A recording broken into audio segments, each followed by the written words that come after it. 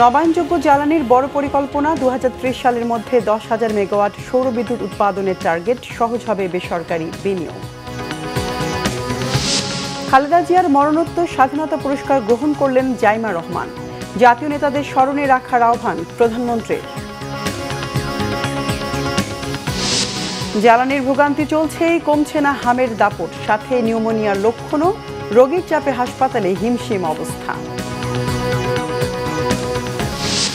বাংলাদেশের রুগ্ন ব্যাংকগুলোকে অর্থ দিতে রাজি আইএফসি। শেয়ার বাজারের কারসাজি রুখতে প্রযুক্তিগত সহায়তার আশ্বাস জেপি মর্গানের। গণভোটের রায় ও জুলাই সনদ বাস্তবায়ন করে ছাড়ার ঘোষণা 11 দলের। 15 দিনের কর্মসূচি, শনিবার ঢাকায় গণমিছিল।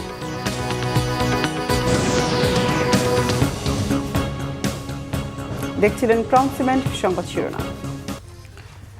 জ্বালানি সংকট মোকাবেলা নবায়নযোগ্য জ্বালানি নীতিমালা 2025 বিনিয়োগ সহজীকরণে একটি কমিটি গঠন করা হয়েছে।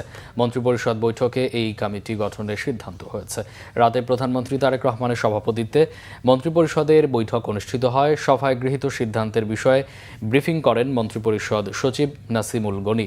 তিনি জানান 2030 সালের মধ্যেই 10,000 মেগাওয়াট সৌর বিদ্যুৎ উৎপাদনের লক্ষ্যমাত্রা স্থির করা হয়েছে, যা বেসরকারি বিনিয়োগের মাধ্যমে করা হবে মর্মে একটি খসড়া কমিটি করা হয়েছে। এছাড়া 7ই নভেম্বর জাতীয় বিপ্লব ও সংহতি দিবসে সরকারি ছুটি ঘোষণা করেছে মন্ত্রিপরিষদ। এছাড়া 6 জুলাই জাতীয় পল্লী উন্নয়ন দিবস ঘোষণা করা হয়েছে বলেও জানানো হয় সংবাদ সম্মেলনে।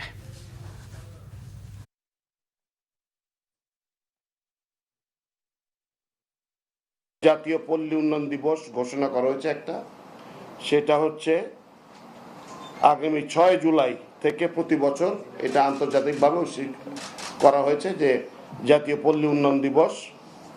এটা খ শ্রেণীভুক্ত একটা দিবস হবে, অর্থাৎ ছুটি থাকবে না, কিন্তু উদযাপন হবে এটা। 7ই নভেম্বরকে পূর্বের মতো জাতীয় বিপ্লব ও সংহতি দিবস হিসেবে ঘোষণা করা। এটি একটি ক শ্রেণীভুক্ত দিবস হবে। সাবেক প্রধানমন্ত্রী বেগম খালেদা জিয়া সহ 15 ব্যক্তি ও 5টি প্রতিষ্ঠানকে দেশের সর্বোচ্চ বেসামরিক সম্মাননা স্বাধীনতা পুরস্কার দিয়েছে সরকার। জাতীয় পর্যায়ে গৌরব উজ্জ্বল ও কৃতিত্বপূর্ণ অবদানের স্বীকৃতিতে এবছরের মনোনীতদের পদক তুলে দেন প্রধানমন্ত্রী তারেক রহমান। ওসমানী স্মৃতি মিলনায়তনে এই অনুষ্ঠান আয়োজন করে মন্ত্রিপরিষদ বিভাগ। রিপোর্ট করছেন সিকান্দার রেমান। সাবেক প্রধানমন্ত্রী বেগম খালেদা জিয়ার মরণোত্তর পদক গ্রহণ করেন তার নাতনি ব্যারিস্টার জাইমা রহমান। তিনি দাদুর পদক গ্রহণ করেন প্রধানমন্ত্রীর হাত থেকে। সাবেক প্রধানমন্ত্রী বেগম খালেদা জিয়াকে স্বাধীনতা পুরস্কার দেওয়া হয়েছে স্বাধীনতা, গণতন্ত্র ও নারী শিক্ষাসহ দেশ গঠনে সার্বিক অবদানের জন্য। মুক্তিযুদ্ধে অবদানের জন্য মেজর মোহাম্মদ আব্দুল জলিল, সাহিত্যে ডক্টর আশরাফ সিদ্দিকী, সমাজসেবায় ডক্টর জাফরুল্লাহ চৌধুরী ও মেহেরিন চৌধুরী, সংস্কৃতিতে বশির আহমেদ এবং জনপ্রশাসনে কাজী ফজলুর রহমানকে এবার স্বাধীনতা পুরস্কার দেওয়া হয়েছে। পুরস্কার প্রাপ্তদের মধ্যে আরও আছেন বিজ্ঞান প্রযুক্তিতে অধ্যাপক ডক্টর জহুরুল করিম, সংস্কৃতিতে হানিফ সংকেত, ক্রীড়ায় জোবেরা রহমান লিনু, সমাজসেবায় সাইদুল হক, গবেষণা ও প্রশিক্ষণে মোহাম্মদ আব্দুল বাকি, অধ্যাপক ডক্টর এম.এ. রহিম, অধ্যাপক সুকমল বড়ুয়া এবং পরিবেশ সংরক্ষণে মুকিত মজুমদার বাবু। 5টি প্রতিষ্ঠান এবার স্বাধীনতা পুরস্কার পেয়েছে। মুক্তিযুদ্ধে অবদানের জন্য ফৌজদারহাট ক্যাডেট কলেজ, চিকিৎসাবিদ্যায় ঢাকা মেডিকেল কলেজ, পল্লী উন্নয়নে পল্লী কর্মসহায়ক ফাউন্ডেশন PKSF, জনসেবায় SOS শিশুপল্লী ও গণস্বাস্থ্য কেন্দ্র পাচ্ছে স্বাধীনতা পুরস্কার। শহীদ রাষ্ট্রপতি জিয়াউর রহমান বলতেন, জাতীয় ঐক্য আমাদের শক্তি, বিভাজন আমাদের দুর্বলতা। সেই কথা স্মরণ করেই বলতে চাই, আমাদের পথ মত ভিন্ন হতে পারে, আমাদের মধ্যে বিভিন্ন ইস্যুতে বিতর্ক বিরোধ থাকতে পারে, তবে আমাদের মধ্যেকার বিতর্ক বিরোধ যেন শত্রুতায় রূপ না নেয়।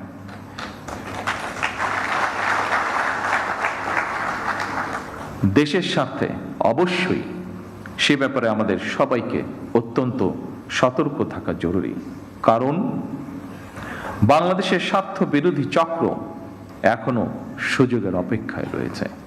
প্রধানমন্ত্রী বলেন, আইন শৃঙ্খলা পরিস্থিতির উন্নয়ন এবং কঠোরভাবে দুর্নীতি নিয়ন্ত্রণের মাধ্যমে জনজীবনে শান্তি ও নিরাপত্তা ফিরিয়ে আনাই হচ্ছে বর্তমান সরকারের অন্যতম প্রধান অগ্রাধিকার। বাংলাদেশের বর্তমানে এক বিশাল সংখ্যক কর্মক্ষম জনগোষ্ঠী রয়েছে।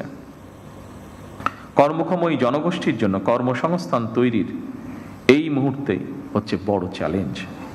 শুধু অর্থনীতি নয়, ফ্যাসিবাদী শাসনামলে আমাদের শিক্ষা ব্যবস্থাও বিপর্যয়ে নেমে এসেছিল। এমনকি ইন্টারিম গভর্নমেন্টের সময়ও শিক্ষা ব্যবস্থায় শৃঙ্খলা ফেরেনি দুঃখজনকভাবে। বর্তমান প্রতিযোগিতামূলক বিশ্বে টিকে থাকতে হলে দেশের শিক্ষা ব্যবস্থাকে আধুনিক এবং অবশ্যই কর্মমুখী করতেই হবে। স্বাধীনতা পুরস্কার দেশের সর্বোচ্চ বেসামরিক সম্মাননা।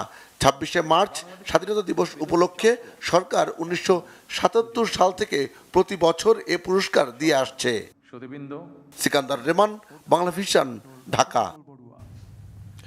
বিগত আওয়ামী লীগ সরকারের সময় বিসিএস ক্যাডার নিয়োগে দুর্নীতি ও দলীয়করণের অভিযোগে এরই মধ্যে অনুসন্ধান ও তদন্ত শুরু হয়েছে সংসদে জানিয়েছেন জনপ্রশাসন প্রতিমন্ত্রী মোহাম্মদ আব্দুল বারী।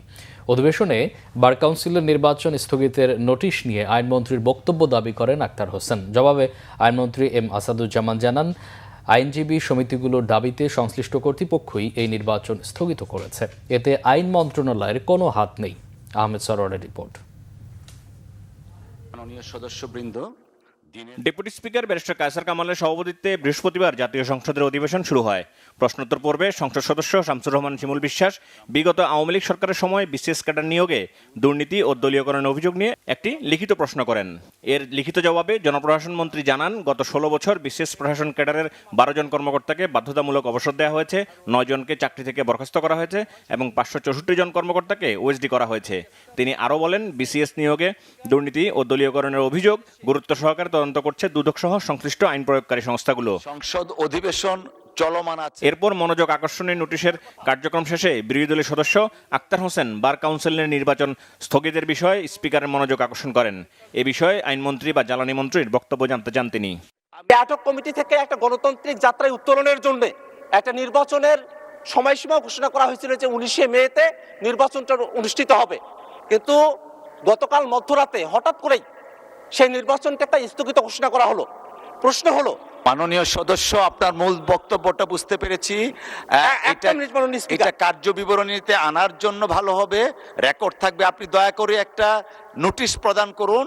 সংসদে জ্বালানি সংকটের কথা বলি, সরকার দলের তরফ থেকে জ্বালানি সংকট নেই এই কথা বলা হয়, আবার সরকারি যে একটা প্রতিষ্ঠান তারা নির্বাচন স্থগিত করছে জ্বালানি সংকটের কথা বলে।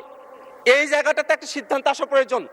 আসলে কি জ্বালানি সংকটের ইস্যু, নাকি একটা গণতান্ত্রিক প্রতিষ্ঠানকে দলীয়করণ ডাকা হবে সেইটা মূল ইস্যু? এই দুটা বিষয়ে একটা সিদ্ধান্ত আসা প্রয়োজন মাননীয় স্পিকার। এর উত্তরে আইনমন্ত্রী জানান, বার কাউন্সিল একটি স্বায়ত্তশাসিত প্রতিষ্ঠান, মন্ত্রণালয় তাদের সিদ্ধান্তে হস্তক্ষেপ করতে চায় না।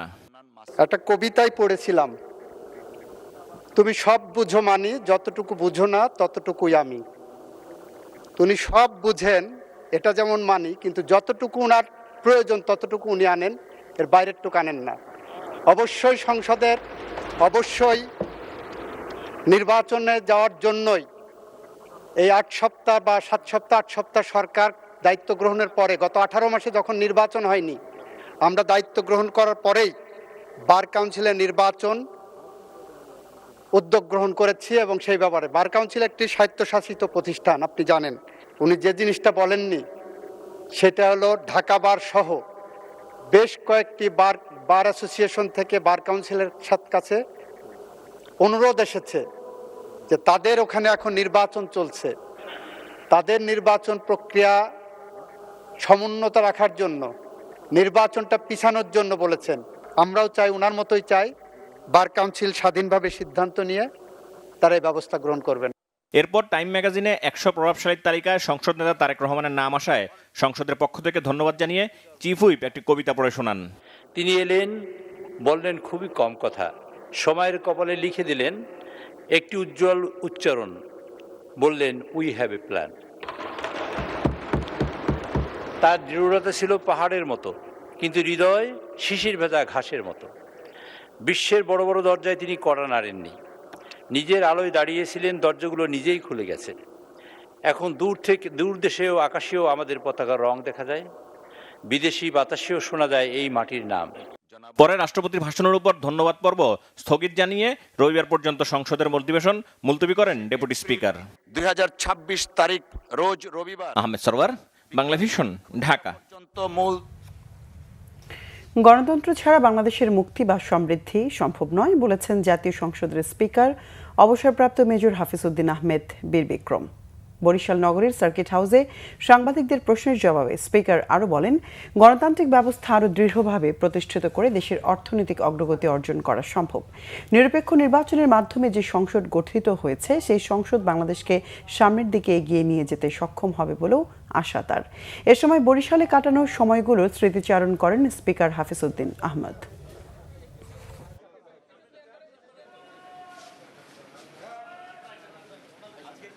এই দেশে গণতান্ত্রিক ব্যবস্থা আরও দৃঢ়ভাবে প্রতিষ্ঠিত হবে বাংলাদেশের মাটিতে, এটাই আমরা কামনা করি এবং গণতন্ত্রের মাধ্যমেই আমাদের অর্থনৈতিক অগ্রগতি অর্জন করা সম্ভব বলে আমি বিশ্বাস করি।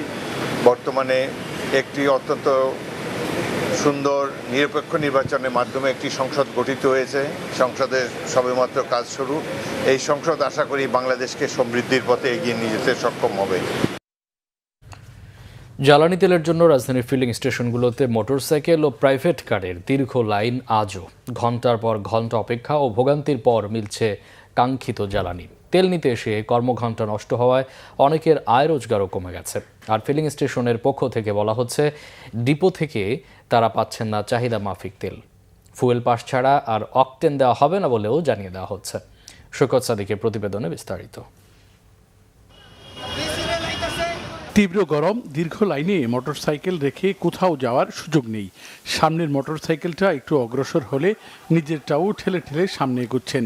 সপ্তাহের শেষ দিন এভাবেই তেলের জন্য ফিলিং স্টেশনে 5-6 ঘন্টা ব্যয় করতে হচ্ছে মোটরসাইকেল চালকদের। ফজরের নামাজ পড়ে তারপর লাইনে দাঁড়িয়েছি, তারপর এই 12টার দিকে এসে লাইন পেলাম। অলমোস্ট 7-8 ঘন্টার মতো লাইনে থাকতে হলো। তারপরও লাইনে নানা বিশৃঙ্খলা আছে। টাউন হলে প্রথমে লাইন ধরছি, এখানে আসতে আসতে এখন বাজে 1:45, আর হয়তো আধা ঘন্টা 40 মিনিট লাগবে নিতে।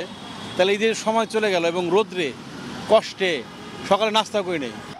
মোটরসাইকেলে পাঠাও চালকদের দুর্ভোগ কিছুটা বেশি। জ্বালানি সংগ্রহে এই ভোগান্তিতে বেশ বিপাকে পড়েছেন তারা।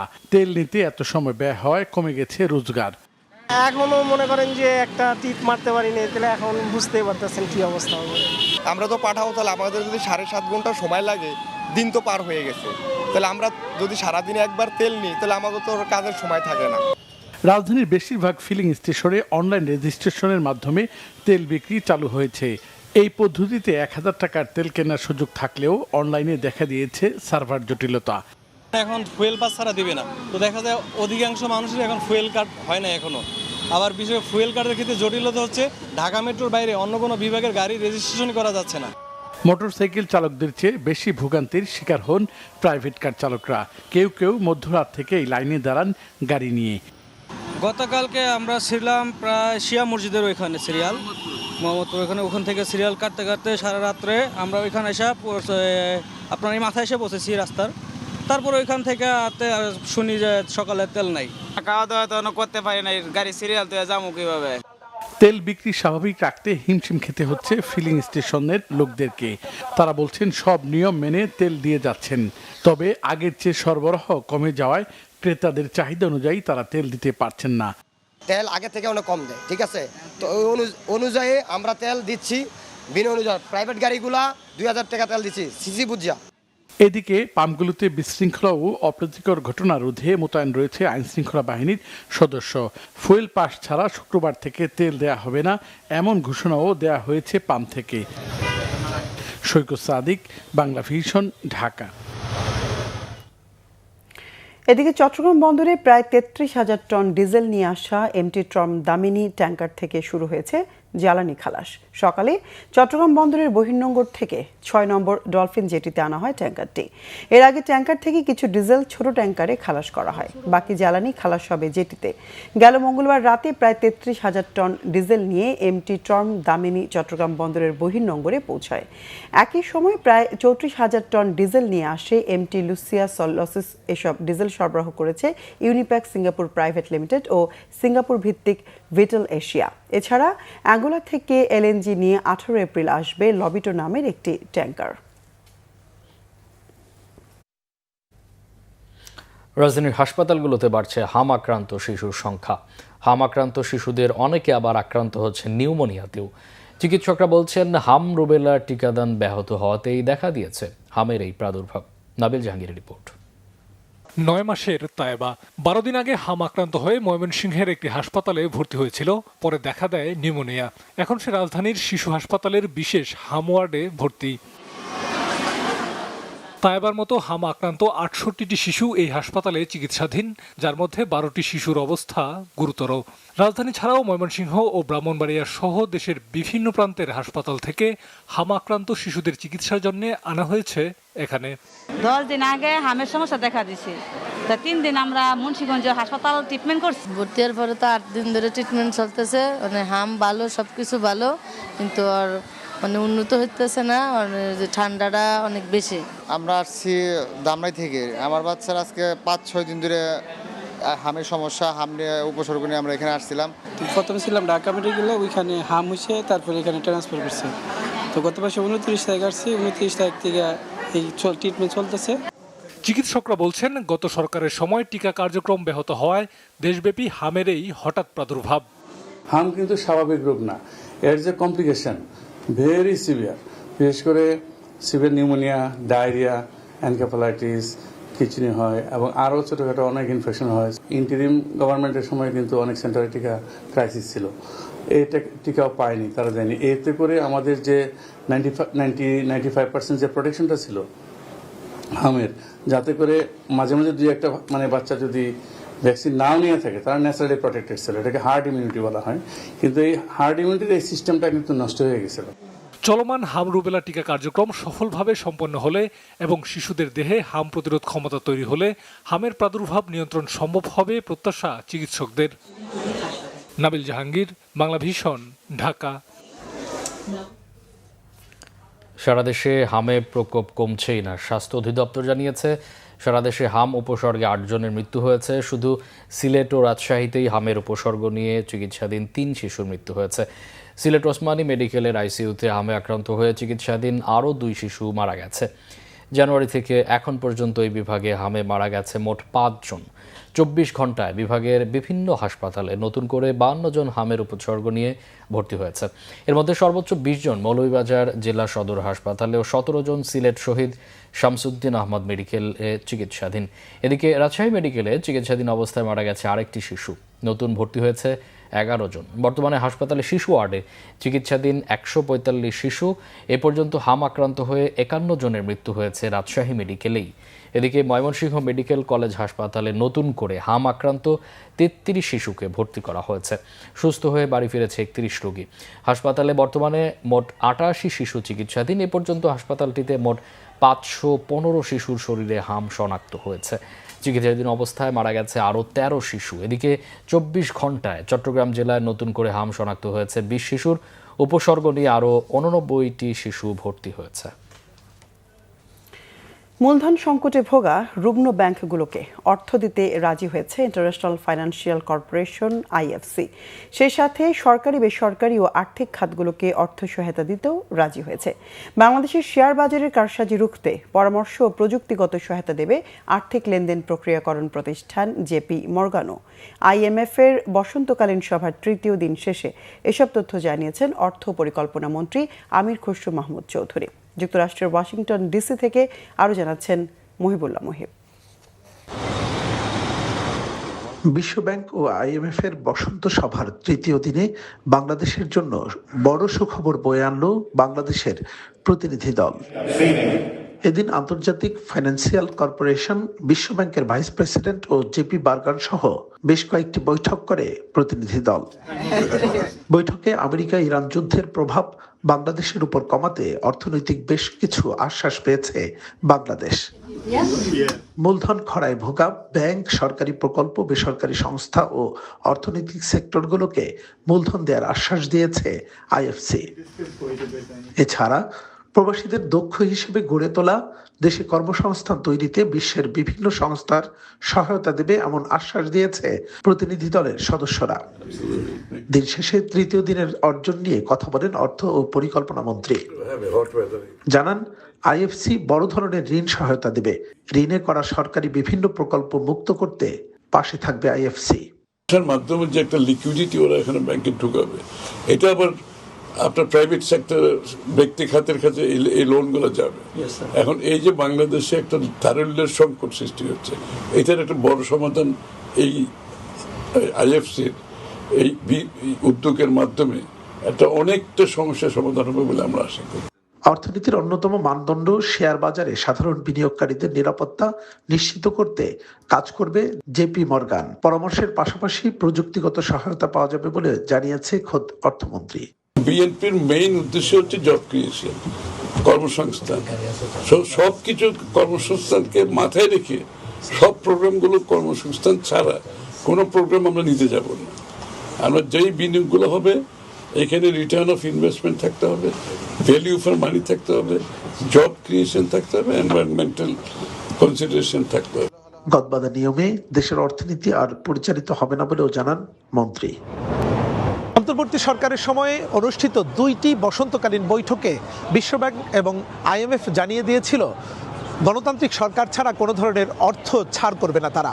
12 ফেব্রুয়ারির নির্বাচনের পর দেশের দায়িত্ব নিয়েছে বিএনপি, আর এবারের এই সম্মেলনে অংশগ্রহণ করেছেন বাংলাদেশের অর্থমন্ত্রী আমির Khasru Mahmud Chowdhury.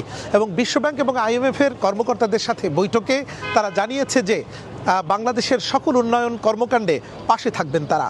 Muhibullah Muhib, Bangla vision, Washington DC, যুক্তরাষ্ট্র।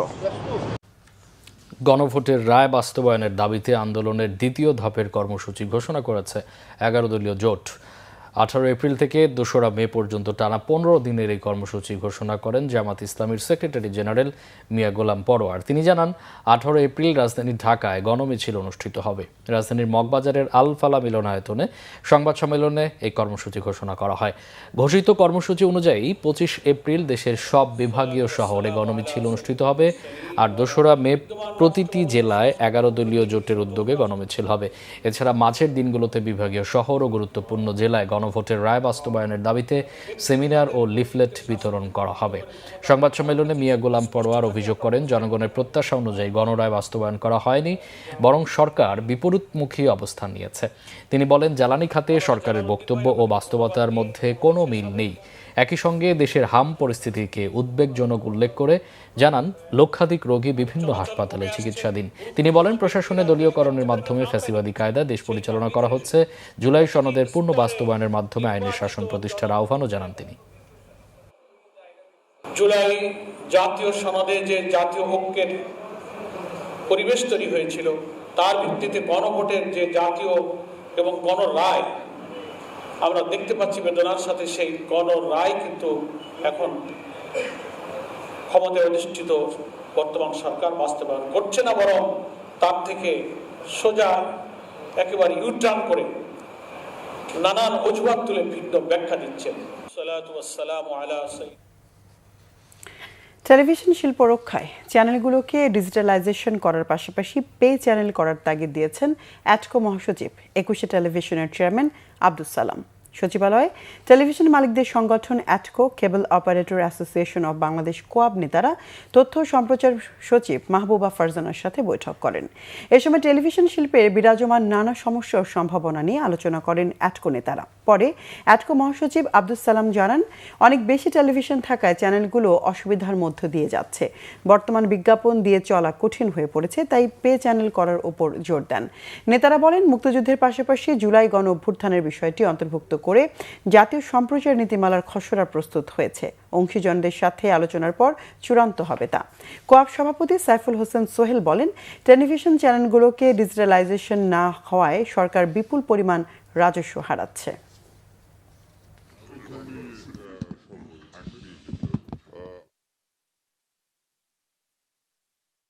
ইন্ডাস্ট্রিটাকে বাঁচাতে গেলে যেটা ডিজিটালাইজেশন দরকার, সেটা আমরা আরেকবার জোর করে বলেছি।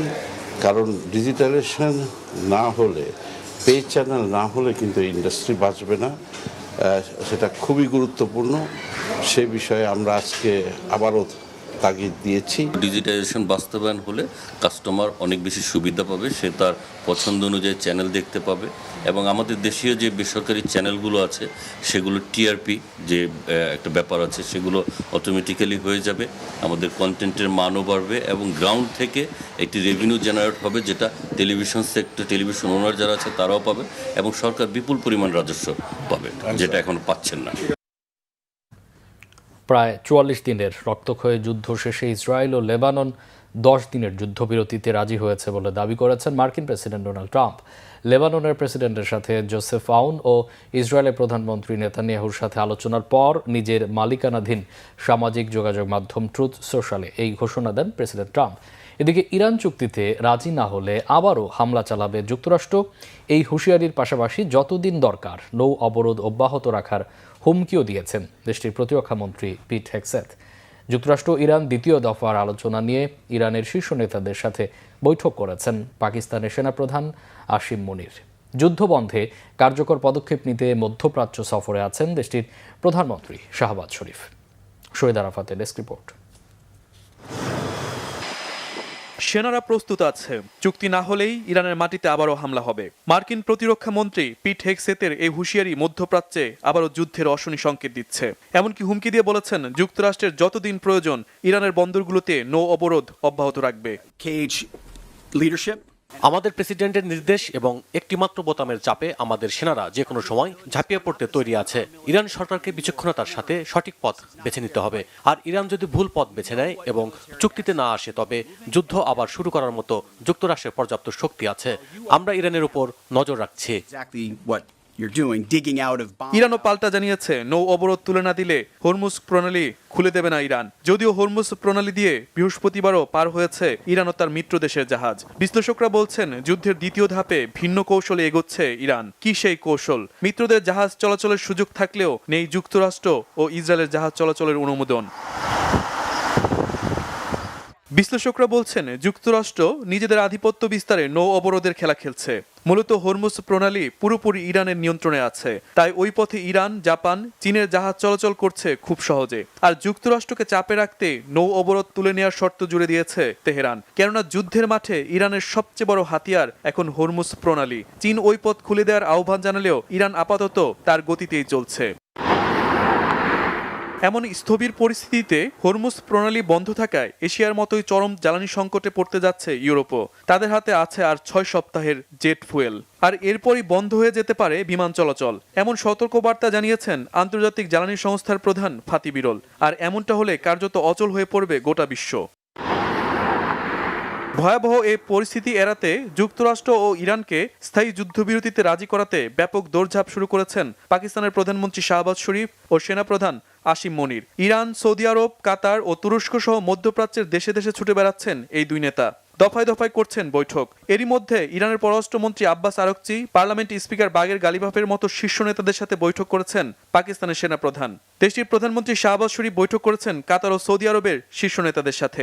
পাকিস্তানের সূত্রগুলো জানিয়েছে আলোচনার মূল উদ্দেশ্য ইরান ও যুক্তরাষ্ট্রের মধ্যে মতপার্থক্য কমিয়ে একটি দ্বিতীয় দফার আলোচনা নিশ্চিত করা। তবে ইরান আগেই জানিয়েছে পরমাণু ইস্যুতে কোনো ছাড় দেবে না তেহরান। এতে প্রশ্ন উঠেছে যুক্তরাষ্ট্র ও ইরানের মধ্যে পরবর্তী আলোচনার সম্ভাবনা কতটা? আলোচনা না হলে কি দেশ দুটি আবারও যুদ্ধে জড়িয়ে পড়বে? যুক্তরাষ্ট্র শান্তি আলোচনার অগ্রগতির মধ্যে নিজেদের পাল্লা ভারী করার চেষ্টা করছেন বলে মত বিশ্লেষকদের। ইউরোপের বিভিন্ন দেশকে যুদ্ধে জড়ানো, বিশেষ করে হরমুজে জাহাজ পাঠানোর আহ্বান জানাচ্ছে ওয়াশিংটন। যদিও যুক্তরাজ্য সহ ন্যাটো দেশগুলো তাদের আহ্বান প্রত্যাহার করছে।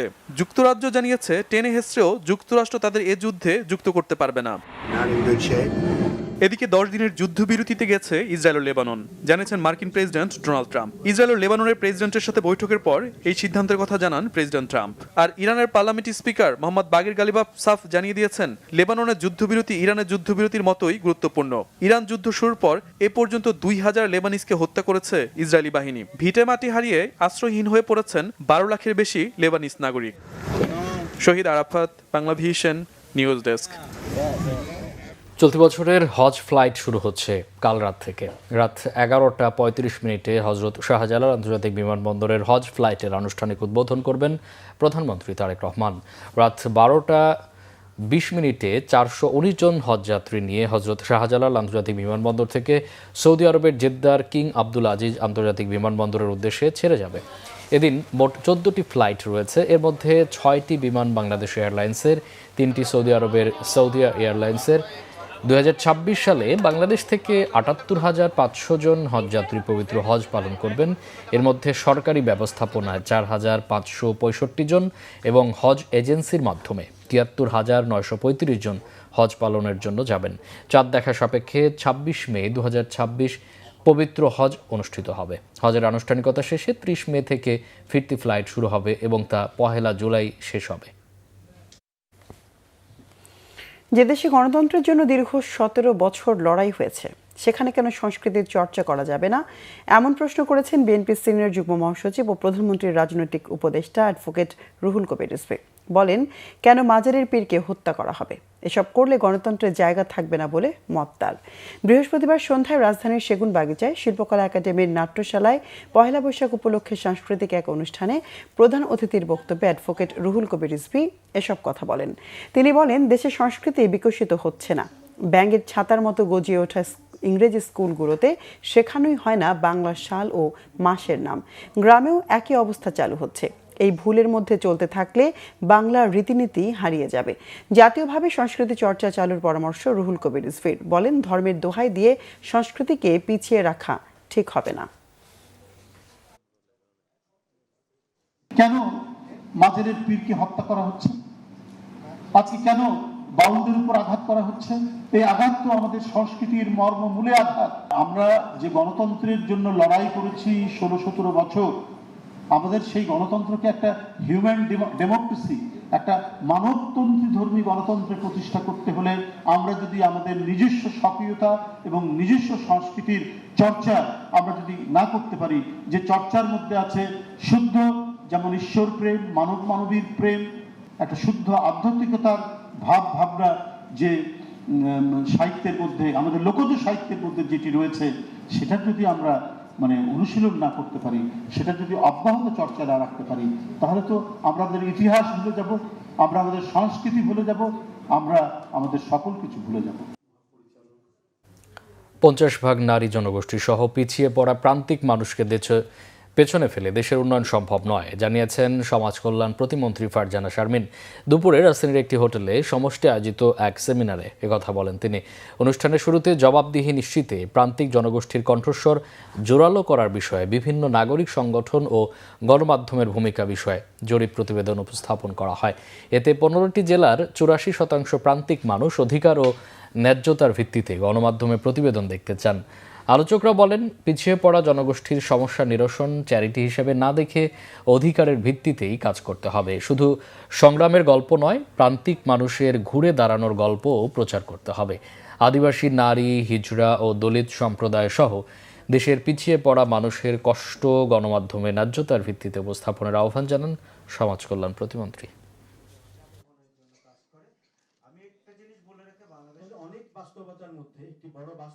এবং মানুষের দুঃখ দুর্দশাগুলো মিডিয়ার মাধ্যমে আমাদের কাছে আসে।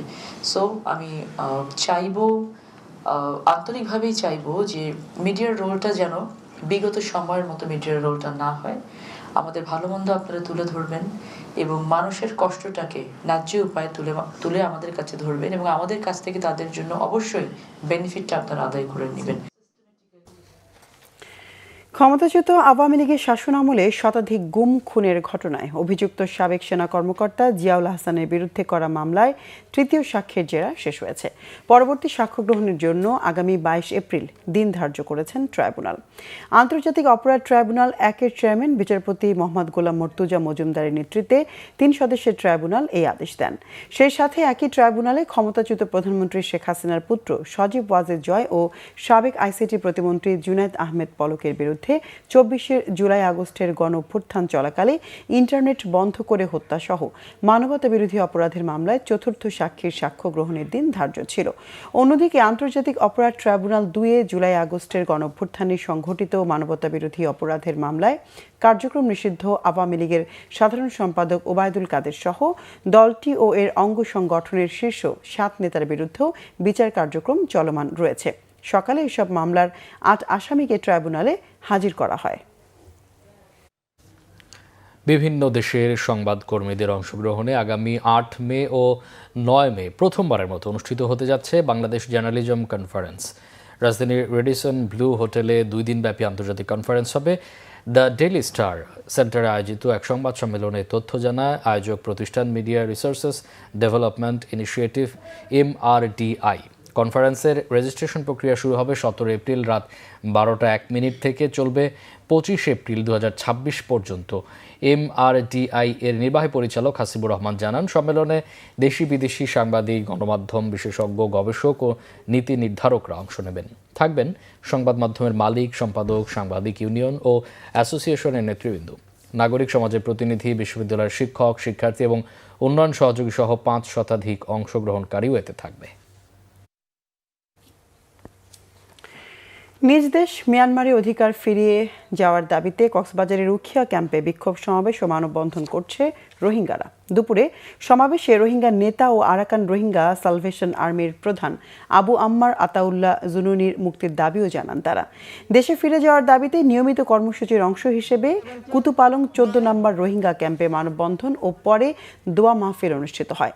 মানববন্ধন কর্মসূচিতে রোহিঙ্গারা জানান, 2017 সালে মিয়ানমার সেনাবাহিনী নির্যাতনের শিকার হয়ে বাংলাদেশে পালিয়ে এসে আশ্রয় নিলেও গত 9 বছরে নিজ ভূমিতে তাদের ফিরিয়ে নেয়ার ক্ষেত্রে কোনো অগ্রগতি নেই।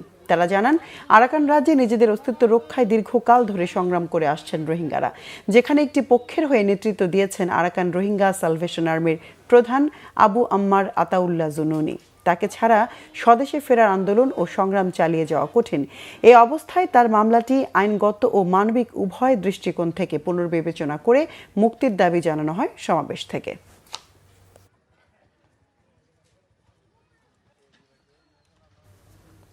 এবার আরও কিছু খবর নিয়ে একটি ডেস্ক রিপোর্ট। বিকাশের পৃষ্ঠপোষকতায় রাজধানী উন্নয়ন কর্তৃপক্ষ রাজউকের উদ্যোগে বৈশাখী উৎসব হয়েছে রাজধানীর হাতিরঝিলে। 1000 বছরের পুরনো ঐতিহ্যের নৌকাবাইজ, গ্রামীণ আবহে মেলাসহ নানা আয়োজনে উদযাপন করা হয় বাংলা নববর্ষ।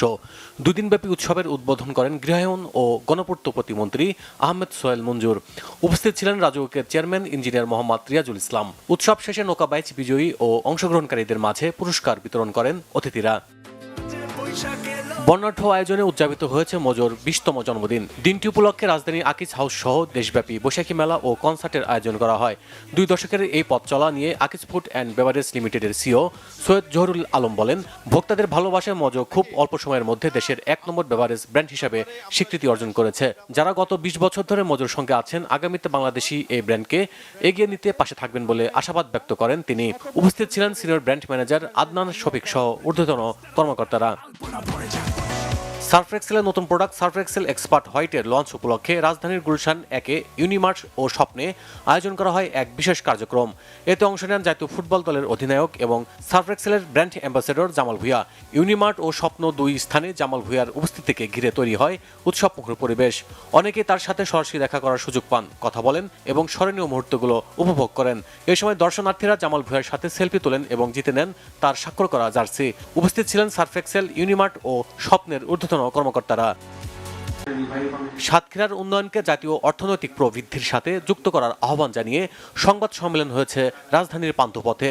সকালে সাতক্ষীরা জেলা সমিতি ঢাকার কার্যালয়ে অনুষ্ঠানটির আয়োজন করে সাতক্ষীরা উন্নয়ন সমন্বয় ফোরাম। এতে লিখিত বক্তব্য রাখেন ফোরামের সভাপতি ইকবাল মাসুদ। ফোরামের প্রধান উপদেষ্টা আফসার আলীর সভাপতিত্বে সংবাদ সম্মেলনে আরও বক্তব্য রাখেন জেলা সমিতির ঢাকার সভাপতি প্রকৌশলী আবুল কাশেম ও উন্নয়ন সমন্বয় ফোরামের সাধারণ সম্পাদক Mostafa Bakuluzzaman. Bangla vision news desk. দেশের ক্রিকেটের সাবেক ও বর্তমান জাতীয় দলের অধিনায়কদের হাতে ক্যাপ্টেন্স কার্ড তুলে দিল বাংলাদেশ ক্রিকেট বোর্ড। জাতীয় দলের অধিনায়কদের সম্মান জানাতে এই উদ্যোগ। বৃহস্পতিবার রাজধানীর একটি 5 তারকা হোটেলে বিশেষ এক আয়োজনে সাবেক অধিনায়কদের হাতে তুলে দেওয়া হয় ক্যাপ্টেন্স কার্ড। দেশের হয়ে অন্তত একটি আন্তর্জাতিক ম্যাচে যারা অধিনায়কত্ব করেছেন তাদের সবাইকেই এই কার্ডের আওতায় আনা হয়েছে। এই ক্যাপ্টেন্স কার্ড দিয়ে আইসিসি ইভেন্ট, এসিসি ইভেন্ট, দ্বিপাক্ষিক সিরিজ কিংবা বিপিএল যে কোনো ইভেন্টে স্টেডিয়ামে যেতে পারবেন সাবেকরা। এছাড়া এই কার্ডধারী কেউ অসুস্থ হলে কোনো অ্যাপয়েন্টমেন্ট ছাড়াই বিসিবির মেডিকেল টিমের সেবা পাবেন তারা। অনুষ্ঠানে দেশের ক্রিকেটের বিভিন্ন সময়ের অধিনায়করা একই ছাদের নিচে উপস্থিত হন। দেশের মোট ৩২ অধিনায়ক এই সম্মাননা পেয়েছেন। ২৭ জন পুরুষ অধিনায়ক এবং ৫ নারী অধিনায়ক পেয়েছেন বিশেষ এই কার্ড। তবে অনুপস্থিত ছিলেন মাশরাফি মুর্তজা, সাকিব আল হাসান, নাইমুর রহমান দুর্জয়, খালেদ মাসুদ পাইলট, ফারুক আহমেদ ও আমিনুল ইসলাম বুলবুল। অনুষ্ঠানে আমন্ত্রণ জানাতে আমিনুল ইসলাম বুলবুলকে ফোন করেও পাননি বিসিবি সভাপতি তামিম ইকবাল। তার নাম্বার ব্লক করে রেখেছেন বুলবুল। অনুষ্ঠানে বিসিবি সভাপতি সহ অধিনায়কদের হাতে ক্যাপ্টেন্স কার্ড তুলে দেন এডহক কমিটির সদস্যরা।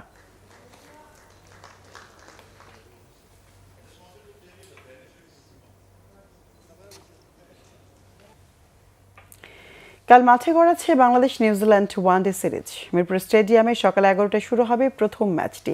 হোম সিরিজে সাফল্য নিয়ে আশাবাদী টাইগার ক্যাপ্টেন মেহেদী হাসান মিরাজ। দলের সবাইকে সুযোগ দেওয়া হবে জানান তিনি। টপ অর্ডার থেকে মিডল অর্ডার ব্যাটসম্যানদের কাছে বড় স্কোর চান মিরাজ। রেকর্ড উইকেট শিকারের প্রত্যাশা পেসারদের কাছেও। সিরিজ জয়ের লক্ষ্য কিউ অধিনায়ক টম লাথামের। মানিক মাহমুদের রিপোর্ট। সবশেষ দুই সিরিজে ওয়েস্ট ইন্ডিজ ও পাকিস্তানকে হারিয়েছে বাংলাদেশ। ওয়ানডে ক্রিকেটে সুদিন ফেরাতে আত্মবিশ্বাসী টাইগাররা নিউজিল্যান্ডের বিপক্ষে সিরিজের জন্য চৈত্র বৈশাখের তপ্ত রোদে কঠোর অনুশীলন করেছেন মিরাজ, শান্ত, তাসকিনরা। হোম অফ ক্রিকেটের সবুজ গালিচায় ব্যাটিং বোলিংয়ে পরীক্ষার অপেক্ষায় সিমন্সের শিষ্যরা। 2027 বিশ্বকাপের জন্য উপযুক্ত দল গঠনের প্রক্রিয়ায় জাতীয় দলের ক্রিকেটারদের পর্যাপ্ত সুযোগ দেওয়ার পরিকল্পনা টিম ম্যানেজমেন্টের। বিসিবির লম্বা রেসের ঘোড়া অধিনায়ক মেহেদী হাসান মিরাজ। বিশ্বকাপ পর্যন্ত দায়িত্ব তার কাঁধে। আগের দুই সিরিজের ধারাবাহিকতা বজায় রাখতে নিউজিল্যান্ডের বিপক্ষে সতীর্থদের কাছ থেকে সেটা চান তিনি। আমরা অবশ্যই প্রপার ক্রিকেট খেলতে চাই। আর আপনি যদি দেখেন, আমি অবশ্যই এজ এ ক্যাপ্টেন হিসেবে চাবো ব্যাটসম্যানরা অনেক বেশি রান করুন এবং টপ অর্ডার থেকে রান করুন, মিডল অর্ডাররা যেন ফিনিশটা ভালো করুন এবং পেস বোলাররা 5 উইকেট পায়। 27 সালের ওয়ার্ল্ড কাপ অবশ্যই এটা একটা প্রসেসের ব্যাপার এবং লং টাইমের ব্যাপার এবং ওই পর্যন্ত যেতে গেলে কিন্তু আপনার প্রসেসটা মেনটেন করতে হবে। ওপেনিংয়ে আপাতত সাইফ হাসান ও তানজিদ হাসান তাইমের ওপরই আস্থা রাখছে টিম ম্যানেজমেন্ট। একাদশে দেখা যেতে পারে সৌম্য সরকারকে। স্টার্টটা খুব ইম্পর্টেন্ট এবং টার্গেটটা ওইভাবে লক্ষ্য করে সেট করা উচিত না, যেহেতু আমাদের 3টা ম্যাচ আছে। সো সিরিজ ওয়াইজভাবে আমাদের ফার্স্ট ম্যাচটা খুবই ইম্পর্টেন্ট। আমরা চেষ্টা করব ফার্স্ট ম্যাচটা ভালো ক্রিকেট খেলে উইন করার জন্য। একটা ব্যাটসম্যানকে একটা এনাফ সুযোগ দেওয়া উচিত আমার কাছে মনে হয়, যে একটা ব্যাটসম্যানের জন্য 1-2টা ম্যাচ আমার কাছে মনে হয় না এটা একটা সুইটেবল। নিউজিল্যান্ডের এই দলটির অধিনায়ক টম লাথামের সাথে হেনরি নিকোলাস ও উইল ইয়াংয়ের জাতীয় দলের জার্সিতে বাংলাদেশের মাটিতে খেলার অভিজ্ঞতা আছে। তবে নিক কেলি, ড্যান ক্লেভার, ডিক্স ফক্সক্রফট, আদিত্য অশোক, জেরিন লেনক্সরা এই দলের হয়ে সিরিজ খেলে গেছেন। অভিজ্ঞ ও নতুনদের সমন্বয়ে গড়া কিউই দলটির জন্য বড় চ্যালেঞ্জ প্রচণ্ড গরম। অধিনায়ক লাথামের চোখে নিজেদের মাঠে কঠিন প্রতিপক্ষ বাংলাদেশ। দলের সবারই মূল লক্ষ্য সিরিজ জেতা, তবে আমরা জানি সেটা করতে হলে আমাদের অনেক কিছুই করতে হবে। এখানে কিছুটা গরম কন্ডিশনের সাথে মানিয়ে নিয়ে 100 ওভারের জন্য আমরা প্রস্তুত থাকার চেষ্টা করছি। বাংলাদেশ কোয়ালিটি সম্পন্ন দল, এই কন্ডিশনে তারা বেশ কঠিন দল। 2027-এর 31 মার্চ পর্যন্ত র্যাঙ্কিংয়ের উপর ভিত্তি করে চূড়ান্ত হবে আগামী বিশ্বকাপে সরাসরি খেলা দলগুলির নাম। স্বাগতিক দক্ষিণ আফ্রিকা ও জিম্বাবুয়ে ছাড়া র্যাঙ্কিংয়ের সেরা 8 দল সরাসরি খেলবে বিশ্বকাপে। 2027 ওয়ানডে বিশ্বকাপে সরাসরি খেলার লক্ষ্য বাংলাদেশের। সে লক্ষ্যে র্যাঙ্কিংয়ের 9-এ থাকা বাংলাদেশ র্যাঙ্কিংয়ের 2-এ থাকা নিউজিল্যান্ডকে হারাতে পারলে রেটিং পয়েন্ট বাড়বে টাইগারদের। আর রেটিং পয়েন্ট বাড়লে র্যাঙ্কিংয়ে এগিয়ে যাওয়ার সম্ভাবনা উজ্জ্বল হবে বাংলাদেশের। মানিক মাহমুদ, বাংলা ভিশন, মিরপুর শেরেবাংলা জাতীয় স্টেডিয়াম, ঢাকা। আমরা সংবাদ শেষ করব, তার আগে ক্রাউন সিমেন্ট শিরোনামগুলো আরেকবার জানিয়ে দিচ্ছি। নবায়নযোগ্য জ্বালানির বড় পরিকল্পনা। 2030 সালের মধ্যে 10,000 মেগাওয়াট সৌর বিদ্যুৎ উৎপাদনের টার্গেট। সহজ হবে বেসরকারি বিনিয়োগ। খালেদা জিয়ার মরণোত্তর স্বাধীনতা পুরস্কার গ্রহণ করলেন জাইমা রহমান। জাতীয় নেতাদের স্মরণে রাখার আহ্বান প্রধানমন্ত্রীর। জ্বালানির ভোগান্তি কমছেই না হামের দাপটও, সাথে নিউমোনিয়ার লক্ষণও। রোগীর চাপে হাসপাতালে হিমশিম অবস্থা। বাংলাদেশের রুগ্ন ব্যাংকগুলোকে অর্থ দিতে রাজি আইএফসি। শেয়ার বাজারের কারসাজি রুখতে প্রযুক্তিগত সহায়তার আশ্বাস জেপি মর্গানের। গণভোটের রায় ও জুলাই সনদ বাস্তবায়ন করে ছাড়ার ঘোষণা। 11 দলের 15 দিনের কর্মসূচি। শনিবার ঢাকায় গণমিছিল। এই ছিল এখনকার মতো। পরবর্তী সংবাদ রাত 1টায় দেখার আমন্ত্রণ রইল। এতক্ষণ সঙ্গে থাকার ধন্যবাদ সবাইকে। শুভরাত্রি। শুভরাত্রি।